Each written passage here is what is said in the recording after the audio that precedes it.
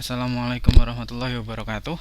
Pada kesempatan ini kita akan melanjutkan materi yang kemarin. Pada pertemuan sebelumnya kita sudah membahas tentang cara penentuan konsentrasi H+ dan pH dari suatu asam kuat. Nah, untuk yang basa kuat itu konsepnya sama, cuma bedanya ya kalau yang basa pakai konsentrasi OH-. Kurang lebih sama, konsepnya sama persis, tidak ada bedanya. Nah, untuk yang selanjutnya yang akan kita bahas adalah asam lemah. Untuk penentuan asam lemah sendiri agak berbeda dengan asam kuat. Kenapa? Karena kalau asam kuat itu dia mengion seluruhnya. Jadi konsentrasi H+-nya itu sama dengan konsentrasi senyawa dikalikan dengan valensi asamnya. Nah, beda dengan yang lemah. Kalau yang lemah itu tidak sepenuhnya terion. Jadi yang terion hanya sebagian. Dan pengionan itu faktornya nanti variabelnya namanya alfa, yaitu derajat ionisasinya, seberapa banyak dia mengion. Nah, kemudian untuk menghitung pH asam lemah itu menggunakan rumus yang berikut, yaitu konsentrasi H+ sama dengan Ka dikali M. Ka sendiri itu apa? Ka sendiri merupakan suatu koefisien untuk asam lemah yang digunakan untuk menghitung konsentrasi H+. Itu merupakan konstanta kesetimbangan. Nah, terus kemudian sekarang pertanyaannya, kenapa rumusnya bisa seperti itu? Jadi berawal dari misalkan suatu asam lemah itu Ha. Misal seperti itu. Ha itu apabila dia terion menjadi H+ dan amin. Tambah amin. Nah, di sini kita misalkan konsentrasi Ha di awal itu konsentrasinya M. Ini mula-mula. Ini bukan reaksi sih. Intinya di terion tadi, terus ini sisa hasil akhir aja, hasil akhir. Nah, dia belum ada. Terus kemudian si H+ dan amin itu mengion. Ini kan kebetulan koefisiennya sama dan nilainya itu nanti tergantung alfa. Jadinya nanti ini nilainya M alfa, ini M alfa, terus ini juga M alfa. Terus kemudian yang di bawah sama dengan M dikurangi M alfa, ini M alfa, ini M alfa. Alfa itu derajat ionisasi ya, nilainya 0 sampai 1. Jadi dia menjelaskan seberapa banyak ion senyawa tersebut, molekul tersebut mengion. Nah, M dikurangi M alfa itu sama aja M1 min alfa. Nah, terus kemudian kita masukkan ke dalam tetapan kesetimbangan yang kita tentukan. Nah, sebelum kita ke persamaannya, jadi kurang lebih persamaannya itu Ka, tetapan kesetimbangannya sama dengan konsentrasi H+ dikali konsentrasi amin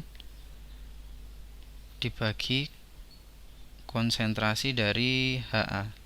Kurang lebih seperti itu. Nah, tapi konsentrasi H+ amin itu berapa dan Ha itu berapa? Nah, kita masukkan berdasarkan persamaan yang atas ini. Nah, konsentrasi H+ dan amin itu sama. Jadi di sini kan sama. Ini sama. Jadi kita anggap dia sama. Terus yang konsentrasi Ha itu M dikali 1 min alfa. Nah, yang perlu kalian ketahui, nilai alfa untuk asam lemah ini sangat kecil. Nah, karena sangat kecil tersebut kita abaikan. Jadi kita anggap alfanya itu kita abaikan, jadi tinggal M kali 1, sehingga nanti konsentrasi Ha ya konsentrasi Ha awal, konsentrasi dari asam lemah awal tersebut. Nah, terus kemudian kita langsung masuk ke persamaan berikut. Karena konsentrasi H+ dan amin itu sama, saya tulis konsentrasi amin itu jadi konsentrasi H+. Kan sama, karena sama ini, sama. Nah, konsentrasi H+ ya dibagi dengan, karena konsentrasi Ha-nya itu tetap, jadi tetap konsentrasi Ha. Konsentrasi Ha. Aduh, saya ke sebelah aja deh. Ini ya, konsentrasi H+, di sini konsentrasi H+, terus di sini konsentrasi Ha atau konsentrasi awalnya. Terus setelah itu kemudian kita bisa masukkan lagi menjadi Ka sama dengan konsentrasi H+ kuadrat dibagi konsentrasi Ha. Nah, terus tadi kan yang kita cari adalah konsentrasi H+. Jadi dari situ kita tulis konsentrasi H+ kuadrat sama dengan Ka dikali Ha, yaitu konsentrasi asam lemahnya. Nah, kalau sudah kita tarik ke atas ya, nggak muat. Nah, jadi konsentrasi H plus sama dengan akar Ka dikali konsentrasi HA. Kurang lebih seperti itu. Sama kan seperti rumus yang di awal tadi, yang di depan. Jadi konsentrasi H plus sama dengan akar Ka dikali M. Kalau yang awal M-nya itu adalah konsentrasi dari HA itu sendiri. Jadi untuk ini screenshot dulu. Jadi kurang lebih untuk penentuan kenapa rumus itu bisa terjadi, analoginya seperti itu. Nah, terus kemudian nanti langsung didapatkan rumus ini. Jadi kalian kalau nanti mengerjakan soal nggak perlu cari-cari rumus, tapi saya menjelaskan bagaimana bisa dapat rumus tadi supaya kalau kepepet kalian lupa atau gimana itu bisa cari-cari, kurang lebih seperti itu. Tapi hasil akhirnya adalah seperti ini, yaitu konsentrasi H plus sama dengan akar Ka dikali M. Nah, nanti langsung ketemu konsentrasi H plusnya berapa, terus nanti bisa dihitung pH-nya dengan log-log seperti biasa. Kurang lebih seperti itu.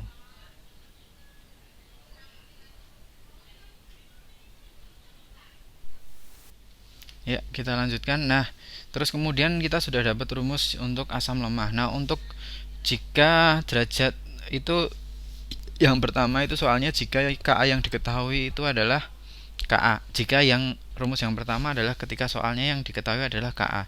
Tapi bisa juga kita mengerjakan konsentrasi H plus apabila yang diketahui adalah alfanya.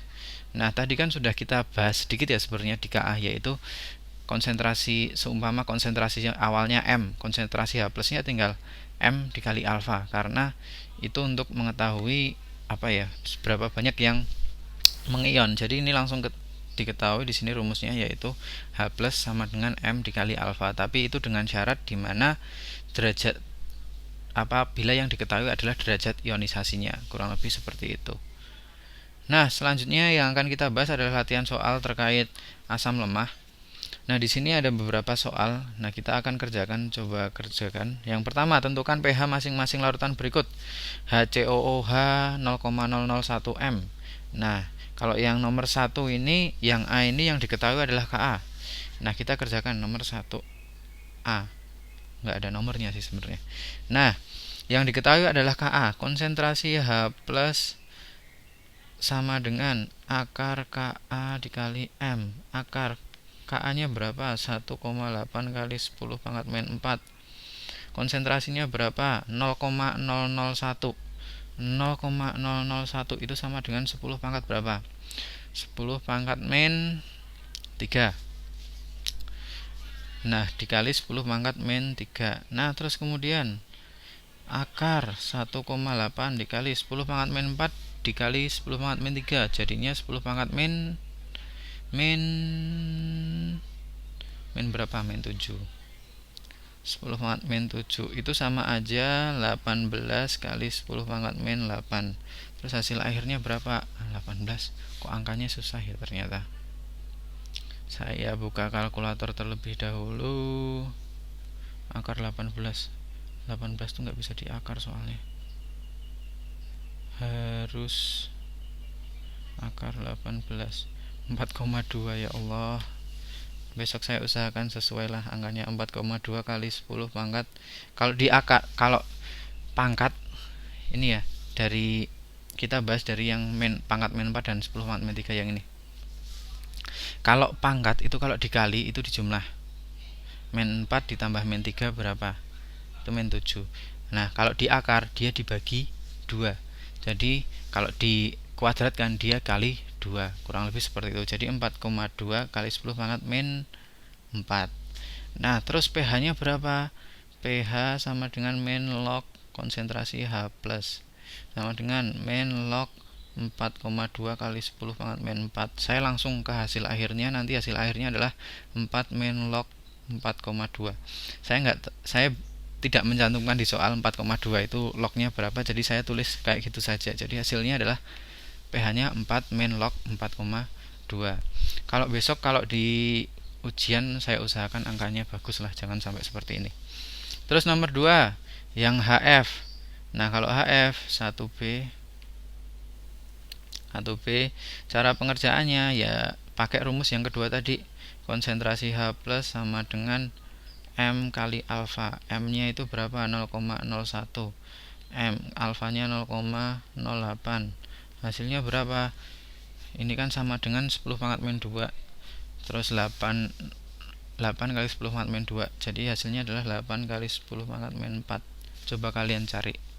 Nanti kalau kalian hitung hasilnya seperti itu. Nah, terus pH-nya berapa di sini? pH sama dengan min log H plus. Nah, min log H plus min log 8 kali 10 min 4, hasilnya adalah 4 min log 8. Log 8 di sini juga belum saya sebutkan, jadi tulis saja seperti itu dulu. Kurang lebih seperti itu cara pengerjaannya yang paling simpel, yaitu cara mengetahui asam lemah, basa lemah, cara mengetahui konsentrasi dari asam lemah. Kalau basa lemah sama. Kalau asam lemah itu kan Ka. Kalau basa lemah Kb. Bedanya cuma itu. Jadi A itu asam, B itu basa. Nah, cara pengerjaannya juga sama persis. Tinggal kalian hitung seperti itu, nanti langsung ketemu. Gitu ya. Terus di sini ada soal soal yang agak susah. Mungkin nanti kalau ujian-ujian saya sering keluarkan soal seperti ini. Intinya itu ada asam yang namanya asam HX. Itu imajiner. Konsentrasinya 0,1 m, mempunyai pH yang sama dengan larutan HCl 0,001 m. Tentukan nilai tetapan ionisasi Ka asam HX tersebut. Nah, kalau seumpama di sini soalnya, jadi ini HX, dia itu mempunyai pH yang sama dengan HCl 0,001. Kalau pH yang sama, otomatis konsentrasi H plusnya itu sama. Konsentrasi H plusnya itu sama. Nah, jadi kita cari tahu dulu konsentrasi ini yang ditanyakan apa sih? Tentukan nilai tetapan ionisasi. Nah, kalau yang dicari Ka, kita di sini yang diketahui adalah yang pertama, konsentrasi dari HX itu Ka ya. Oke. Konsentrasi HX itu 0,1. Konsentrasi HCl itu 10 pangkat min 3. Terus tinggal dari situ kita bisa tahu. Kita cari dulu konsentrasi dari H plus yang ada di HCl. Dari HCl ya, ini HCl. Konsentrasi dari H plus dari HCl adalah M dikali valensi asam. Valensi asam kan kemarin asam. Di situ kebetulan hanya cuma 1, ya udah tinggal 10 pangkat min 3 dikali 1 sama dengan 10 min 3. 10 min 3 dari mana? Ini 0,001. Itu kan sama aja sama 10 pangkat min 3. Nah, jadi karena pH-nya sama antara HCl sama HX, otomatis nanti juga konsentrasi H plus dari HX itu harusnya juga 10 pangkat min 3. Sekarang kita masuk ke HX. Konsentrasi H plus sama dengan akar Ka kali M. Karena sama, ini juga 10 min 3, ini ke sini. Kebetulan sama, bukan kebetulan, karena di desain soalnya sama. Bagi akar Ka yang kita cari, konsentrasi HX berapa? Di situ 10 pangkat min 1. Nah, terus kemudian untuk menghilangkan akar, kita kuadratkan semua. Jadi 10 pangkat min 6 sama dengan Ka dikali 10 min 1. Nah, Ka sama dengan 10 pangkat min 6 dibagi 10 pangkat min 1. Nah, kalau tadi dikali itu dijumlah, kalau dibagi itu dikurang. Jadi 10 pangkat min 6 dikurangi min 1. Min ketemu min jadi plus, jadinya Ka-nya adalah 10 pangkat min 5. Ini adalah hasil akhirnya. Kurang lebih seperti itu ya untuk pembahasan soal latihan soalnya. Untuk yang basa lemah sama persis. Cuma bedanya ya variabelnya jadi basa gitu aja toh. Mungkin nanti akan saya perbanyak latihannya supaya gampang. Nah, kurang lebih untuk penentuan penentuan asam kuat asam lemahnya seperti itu. Terus kemudian basa kuat basa lemahnya juga sama, cuma variabelnya diubah saja. Dan mungkin saya hari ini atau pertemuan selanjutnya kita akan latihan soal. Nanti kita lihat kondisi. Terus yang akan saya bahas sedikit lagi untuk hari ini adalah teori asam basa selanjutnya. Jadi kalau yang pertama itu kan Arrhenius kemarin, Arrhenius. Yaitu kalau asam itu dia kalau di air melepas H+, asam. Kalau di air melepas H+, kalau basa OH-. Nah, di sini merupakan teori asam yang selanjutnya. yaitu dari Bronsted-Lowry. Jadi kurang lebih seperti itu. Nah, Bronsted-Lowry ini merupakan teori yang apa ya? Jadi itu semakin kesini itu teorinya menyempurnakan, karena kalau seumpama di air patokannya yang Arrhenius itu terlalu sempit. Nah, kemudian berkembang sampai nanti yang teori yang terakhir. Nah, seperti itu. Adapun teori dari asam basa Bronsted-Lowry itu, asam itu merupakan suatu spesies di mana dia mampu mendonorkan proton. Kemudian kalau basa, dia merupakan yang berperan sebagai akseptor proton. Jadi bisa dibilang teori asam basa Bronsted-Lowry ini lebih luas, tidak terpaku pada suatu larutan yang larut dalam air. Kalau yang Arrhenius itu kan seperti itu, dan jadi kalau yang Bronsted-Lowry ini patokannya adalah proton atau ion H+, kurang lebih seperti itu. Nah, di sini bisa kita lihat contohnya. Contohnya itu seperti ini. Sebagai contoh, yaitu di sini ada persamaan yang pertama. Persamaan yang pertama itu ketika 2H2O direaksikan. Nah, kita lihat. Oh, jangan yang ini ya. Ini tidak kelihatan nanti yang mana. Kita lihat yang, kalau kalian sudah paham bisa lihat yang pertama tadi. Tapi kita lihat yang kedua dulu. Misal HCl ditambah H2O menjadi H3O plus Cl-. Nah, di sini HCl dia mendonorkan H yang ada pada HCl kepada H2O. Jadi dia donor proton sehingga dia bersifat asam. Terus kemudian H2O di sini H2O, di sini H2O, tapi di sisi kanan dia mendapatkan H+ atau dia menangkap proton sehingga kita sebut H2O sebagai basa. Jadi penentuan asam dan basa pada teori Bronsted-Lowry itu tergantung dengan pasangannya. Belum tentu kebetulan H2O di sini berperan sebagai basa. Bisa saja nanti di reaksi lain dia yang berperan sebagai asam juga bisa. Jadi tergantung dengan pasangannya, dan nanti kalian lihat siapa yang donor proton, siapa yang akseptor proton, seperti itu. Nah, terus kemudian ini cuma untuk tambahan, kalau reaksinya dibalik gimana? H3O plus ditambah Cl- menjadi HCl ditambah H2O. H3O plus dia menyerahkan H-nya kepada Cl- supaya jadi HCl, jadi dia asam. Ini kan hanya 3, ini jadi 2, jadi dia donor 1 proton. Cl- dia menangkap, jadi dia basa.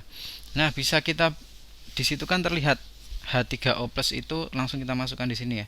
H3O plus itu asam, sedangkan Cl- itu basa.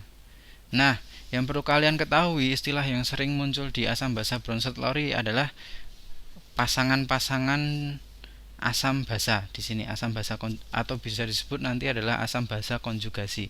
Nah, HCl ini kan dia awalnya HCl, dia menjadi Cl. Nah, ini merupakan suatu pasangan asam basa konjugasi.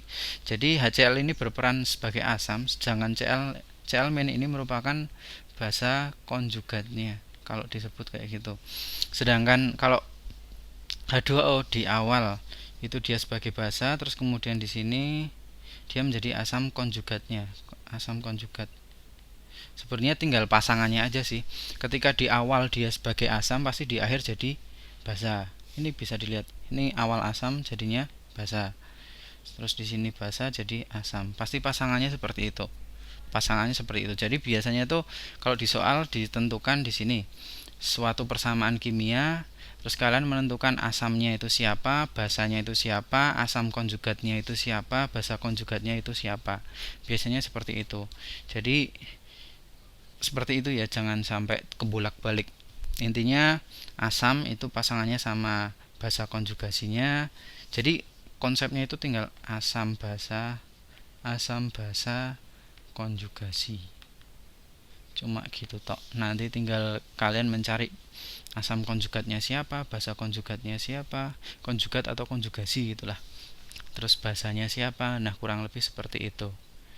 Nah, adapun teori Bronsted-Lowry ini ya bisa dibilang sifat lebih luas lah. Dia lebih luas daripada Arrhenius.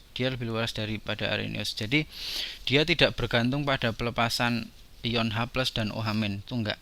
Karena ada beberapa senyawa itu dimana dia bersifat basa tapi tidak ada OH-nya. Misal NH3. NH3 itu bisa bersifat basa tapi tidak ada OH-nya, kurang lebih seperti itu. Tapi memang apa ya? Kalau di sisi lain itu teori ini juga punya kelemahan tersendiri, yaitu teori ini tidak dapat digunakan untuk pelarut yang tidak mengandung proton. Jadi memang tergantungnya sama proton. Yang donor dan akseptor itu siapa? Kalau tidak ada proton di situ ya tidak bisa ditentukan. Tidak bisa ditentukan asam basa berdasarkan Bronsted-Lowry. Nah, jadi kalau kalian perhatikan kelebihan kelemahannya itu mirip-mirip. Yang Arrhenius itu kelemahannya kalau tergantung tidak semua senyawa itu pelarutnya air dan nanti menghasilkan OH- dan H+. Nah, untuk yang kedua itu tergantung dengan H+-nya. Sedangkan nanti akan disempurnakan oleh teori yang terakhir yang bisa berlaku secara lebih umum lagi. Nah, selain itu sifat suatu zat juga tidak pasti dan sangat bergantung pada pasangan reaksinya. Jadi tergantung sama pasangannya. H2O pasangan sama HCl jadi basa. Kalau dia pasangan dengan yang lain, bisa aja dia bersifat tidak basa. Nah, ada istilah baru makanya. Bukan istilah baru sih. Ada istilah ketika suatu zat dia bisa berperan sebagai asam dan basa, itu namanya amfoter. Itu bisa asam bisa basa, itu namanya amfoter. Nah, itu bisa kalian catat. Nah, kurang lebih seperti itu. Terus untuk kelemahannya mungkin saya catat kelemahan itu lebih bergantung tidak dapat digunakan, maksudnya tidak dapat digunakan apabila tidak ada H+ dalam larutan. Kurang lebih seperti itu.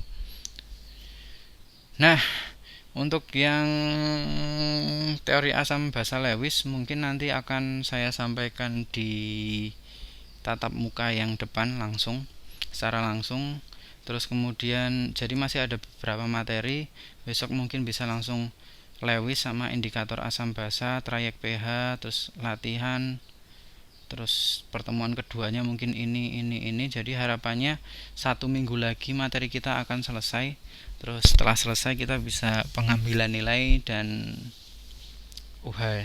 saya usahakan besok ada kuis. Begitu dulu ya. Terima kasih untuk pertemuan hari ini. Sekian dari saya. Wassalamualaikum warahmatullahi wabarakatuh.